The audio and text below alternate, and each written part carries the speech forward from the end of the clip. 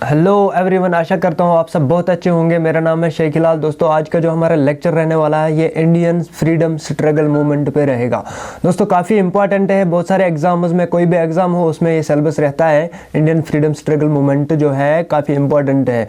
State exam हो, UPSC हो, central exam हो, कोई भी एग्जाम हो उसमें ये काफ़ी इंपॉर्टेंट रहता है। 2 से 3 क्वेश्चन तो आ जाता है। ठीक है, तो हम समझने की कोशिश करेंगे इस इंडियन फ्रीडम स्ट्रगल मूवमेंट को अच्छी तरीके से। दोस्तों, प्लीज़ आप ध्यान रखना और हर एक पॉइंट को आप जो है मेंशन करना, अपने नोट्स पे नोट्स बनाते रहना, क्योंकि ये काफ़ी इंपॉर्टेंट है। जो भी हम डिस्कस करेंगे वो काफ़ी इंपॉर्टेंट है एग्जामिनेशन पॉइंट ऑफ व्यू से। ठीक है, तो बिना टाइम वेस्ट किए हुए आते हैं अपने लेक्चर पे। तो फर्स्ट ऑफ ऑल आपको इंडियन फ्रीडम स्ट्रगल में थोड़ा सा कुछ पता, बेसिक्स पता होना चाहिए कि कुछ कौन से ऐसे फॉरेनर्स थे जो इंडिया में आए थे और किस ईयर में वो आए थे यहाँ। ठीक है, तो सबसे पहले कौन आए थे? वो पोर्तुगीज थे। कब आए थे? वो 1498 में आए थे। ठीक है, उसके बाद ब्रिटिशर्स आए, यानी अंग्रेज 1600 में आए। उसके बाद डच आए 1602 में। उसके बाद डेनाइज 1616, फ्रेंच आए 1664, उसके बाद स्वीडिश आए 1731। तो ये कुछ फॉरेनर्स हैं जो इंडिया में पहले आए थे और ईयर भी कभी कभी पूछा जाता है। और कभी कभी क्वेश्चन ये पूछा जाता है कि पोर्तुगीज जो थे उन्होंने अपने साथ क्या लाया था इंडिया में। तो इन्होंने क्या क्या लाया था, कौन कौन सी चीज़ें लाई थी? उन्होंने एक तो पोटैटो लाया था। ठीक है, क्लियर दोस्तों। उसके बाद टोबैको लाया, यानी तंबाकू। उसके बाद ब्लैक पेपर यानी काली मिर्च, एंड वाइट पेपर यानी सफ़ेद मिर्च। और क्या लाया था? टोमेटो। ठीक है, तो कभी कभी ये भी क्वेश्चन पूछा जाता है कि पोर्तुगीज जो थे उन्होंने इंडिया में क्या लाया था अपने साथ। तो उन्होंने टोबैको लाया था, टोमेटो लाया था, ठीक है, ब्लैक पेपर लाया था, टोबैको लाया था, ठीक है, वाइट पेपर भी लाया था। क्लियर। तो अब हमारा जो फ्रीडम स्ट्रगल है ये स्टार्ट कहाँ से होता है? तो पहले सबसे इंपॉर्टेंट जो है फ्रीडम स्ट्रगल कहाँ से स्टार्ट हुई? Revolt of 1857। ठीक है, द ग्रेट रिवोल्ट ऑफ 1857। ये काफ़ी इंपॉर्टेंट है ये स्ट्रगल, क्योंकि इससे बहुत सारे क्वेश्चन बनते हैं, वो हम डिस्कस करेंगे। तो इसके पहले हम देखें, क्योंकि आपको पता है दोस्तों, जो जब ब्रिटिशर्स यहाँ आए थे वो किस लिए आए थे? ईस्ट इंडिया कंपनी यहाँ पे ट्रेड करने के लिए आई थी। लेकिन फिर उनका वो जो इंटेंशंस थे वो बीते समय के साथ साथ वो बदल गए।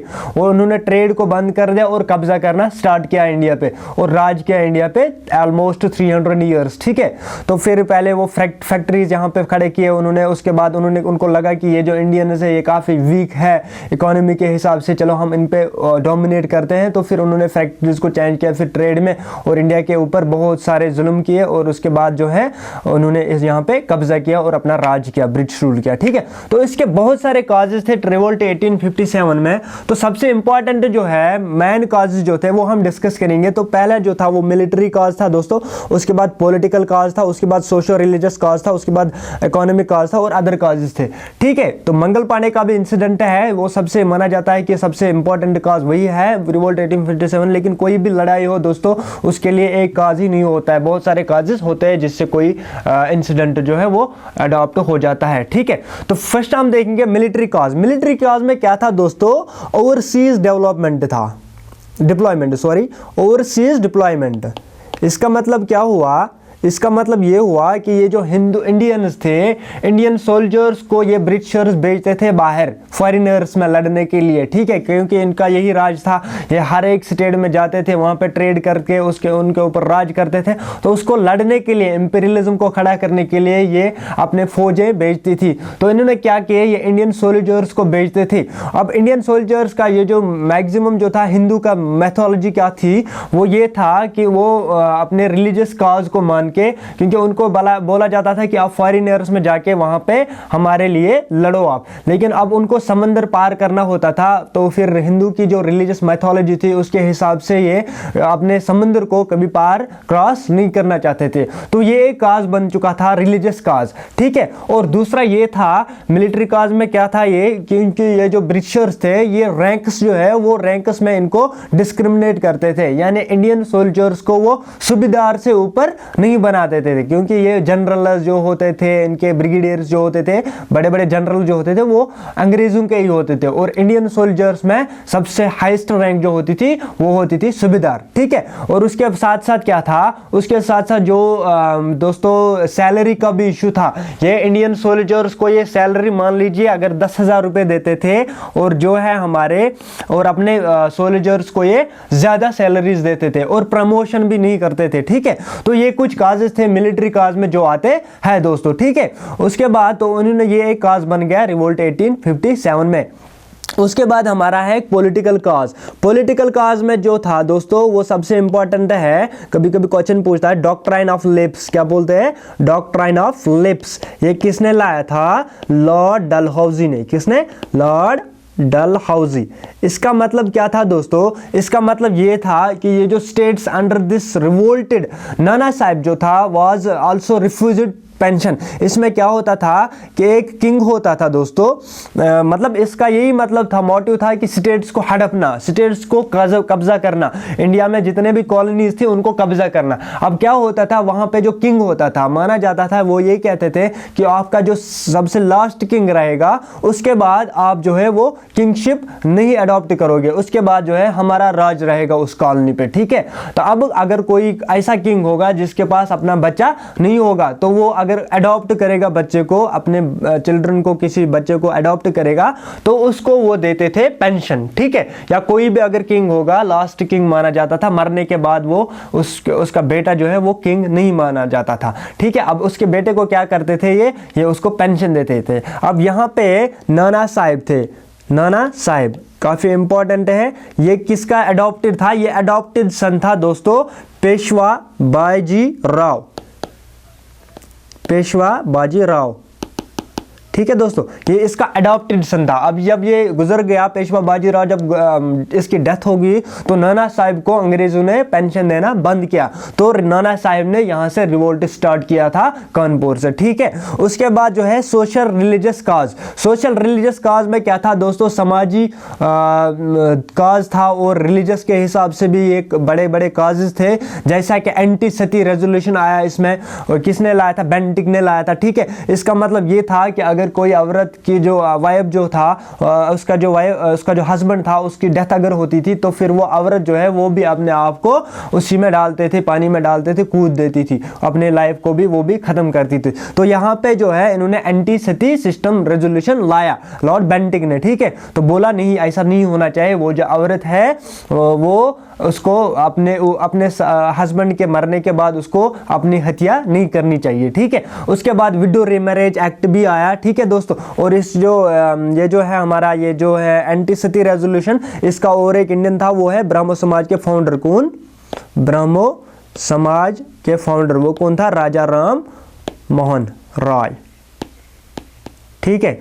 इन्होंने भी इसके खिलाफ आवाज उठाई। और विडो रीमैरेज एक्ट भी आया इसमें यह था कि अगर कोई औरत जो है उसका जो हस्बैंड की डेथ होगी, तो फिर वो औरत जो है वो दूसरी शादी नहीं करती थी हिंदू बिलीफ्स के अकॉर्डिंग, बट इन्होंने वो भी खत्म किया। तो फिर इंडियंस को लगा कि ये तो हमारे अंदर घर के अंदर घुस रहे हैं, तो ये भी एक बड़ा काज बन गया, ठीक है। उसके बाद है दोस्तों इकोनॉमिक काज, ठीक है। इकोनॉमिक काज में क्या था? ये इंडियंस जो थे इनको जो जिम्मेदारी सिस्टम आया इसमें, ठीक है दोस्तों। जिम्मेदारी का सिस्टम मतलब क्या था?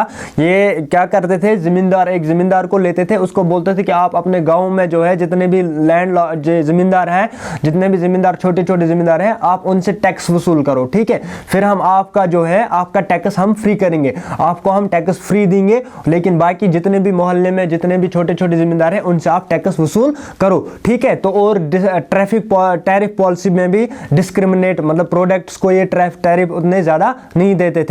उसके बाद जो ट्रेडिशनल यहाँ पे हैंडीक्राफ्ट्स इंडस्ट्रीज थी उनको भी इन्होंने डिमोलिश किया, डिस्ट्रक्ट किया पूरी तरीके से। तो इससे क्या हुआ? अनएम्प्लॉयमेंट ज्यादा बढ़ गई। तो ये भी एक बहुत बड़ा काज बन गया, ठीक है दोस्तों। उसके बाद अदर काजेज में क्या आता है? अदर काजेज में भी बहुत सारे काजेज है, जैसे मुस्लिम एलाइट था, मतलब पर्शियन लैंग्वेज थी मुस्लिम्स की, तो उसको उन्होंने चेंज किया ऑफिशियल लैंग्वेज में, उन्होंने चेंज किया किसमें? इंग्लिश में। तो फिर पहले पर्शियन लैंग्वेज थी ये ऑफिशियल लैंग्वेज, फिर अंग्रेजों ने क्या किया, उन्होंने उसको चेंज किया इंग्लिश में, ठीक है। तो ये भी एक कॉज बना, और मुस्लिम्स को वो रैंक से ऊपर नहीं जाने देते थे, ठीक है। तो फिर ये कुछ मतलब कॉजेज थे, मेन इंपॉर्टेंट कॉजेज। उसके बाद जो है दोस्तों एक्चुअली स्टार्ट कब हुआ, ये स्टार्ट हुआ मार्च 29 1857। इसमें क्या हुआ, मंगल पांडे एक सिपाही था ये अंग्रेजों में, इंडियन सोल्जर था ये। तो किस बैटलियन का ये भी पूछा जाता था, वो है 34th Bengal native infantry regiment, ठीक है।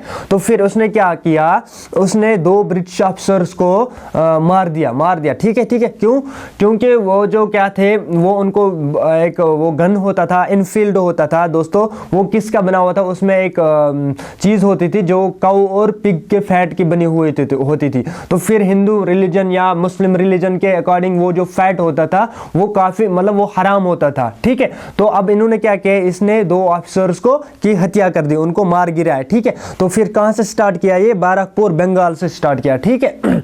और ये क्वेश्चन पूछा जाता है कि ये जो मंगल पांडे है, इसका जो कोर्ट मार्शल हुआ वो कब हुआ, वो हुआ दोस्तों 6 अप्रैल, ठीक है, 6 अप्रैल 1857, ठीक है। और इसकी हत्या कब, यानी इसको फांसी कब दी गई, वो दी गई 8 अप्रैल को, ठीक है, 8 अप्रैल। तो ये क्वेश्चन भी पूछा जाता है, ठीक है दोस्तों। तो अभी हम देखेंगे ये जो रिवोल्ट 1857 है, इससे और कौन कौन से क्वेश्चंस आते हैं, अब वो देखेंगे कि ये जो एरिया वाइज जो है वो रिवोल्ट जो है वो कहाँ से स्टार्ट हुआ और उसका लीडर जो है वो कौन था, ठीक है। ये काफी इंपॉर्टेंट है, यहाँ से भी क्वेश्चन पूछे जाते हैं। तो फिर अगर हम प्लेस की बात करेंगे तो पहले जो है वो दिल्ली, एंड उसके बाद है कानपुर, उसके बाद है फैजाबाद,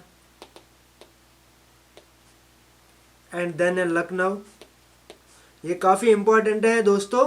उसके बाद है बरेली, एंड देन है झांसी। ये इंपॉर्टेंट साइट्स है, यानी एरिया वाइज प्लेसेस है जहां से रिवोल्ट 1857 का जन्म हुआ, जहां से ये मतलब स्टार्ट हुए, अलग अलग लीडर्स ने स्टार्ट किया था। इलाहाबाद, तो यहाँ से क्वेश्चन पूछे जाते हैं कि दिल्ली में जो है रिवोल्ट 1857 जो है वो किसने स्टार्ट किया था, ठीक है। तो लीडर कौन था, तो दिल्ली की अगर हम बात करेंगे वो था बहादुर शाह जफर। दोस्तों यहाँ पे एक और क्वेश्चन पूछा जाता है, अगर आपसे क्वेश्चन पूछा गया कि अकबर रूल में जो है सबसे लास्ट बादशाह जो है वो कौन था, तो वो था बहादुर शाह जफर। कौन था, वो था बहादुर शाह जफर। उसके बाद कानपुर की अगर बात करेंगे तो कानपुर का मैंने आपसे कहा है कि नाना साहिब ने स्टार्ट किया था, क्लियर। उसके बाद अगर हम फैजाबाद की बात करेंगे तो यहां से मौलवी अहमदुल्ला।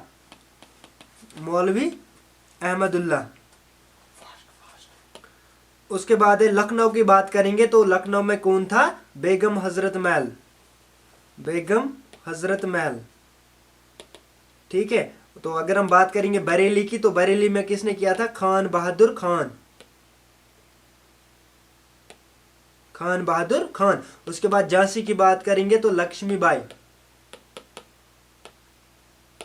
ठीक है। उसके बाद जगदीशपुर, ये बिहार की जगह है, तो यहाँ पे कुंवर सिंह। उसके बाद अगर हम बात करेंगे इलाहाबाद की तो इलाहाबाद में मौलवी लियाकत अली।